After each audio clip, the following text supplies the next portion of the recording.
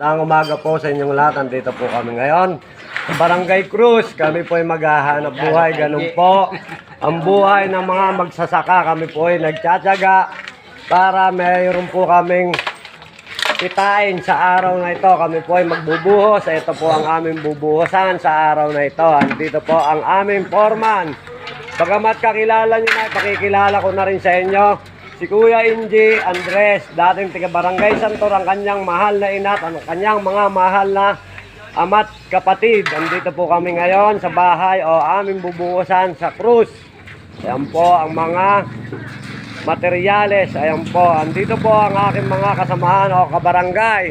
Barangay Santor, nagmula po kami sa Barangay Santor, hinugot sa street ng Tayuman City. Ayan po sila, bahala na kayong umilala sa mga taga Barangay Santor, Pogi Street, Tayuman City. At andito po ang kahabaan ng Barangay Cruz. Napakasaya, napakaaliwalas, napakaganda ng kanilang barangay o street. Kaya halina tayo rito, maghanap buhay na po uli kami. Ganun po talaga ang buhay para matuloy-tuloy ang aming pangangailangan ng aming pamilya o matustusan.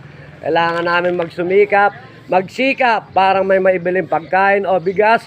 Kaya andito po kami lahat ngayon, nagsusumamo sa inyong lahat ng mga mababait at mababa ang loob.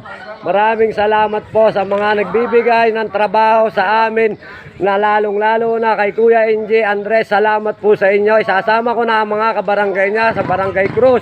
Maraming salamat po sa inyong mga taga-Barangay Cruz. Sana'y lagi po tayong humanap o tumawag ng manggagawa. Andito lang po kami sa Barangay Tayuman, Santor, Bungabong, Nueva Ecija. Salamat po. At isang magandang umaga po. Maraming salamat po sa nagpapagawa. Sana'y maraming pa kayong blessing na matanggap at talagang makakatanggap kayo ng blessing sa kabaitan yung pinakikita at pinadarama sa inyong kapwa-tao. Salamat po.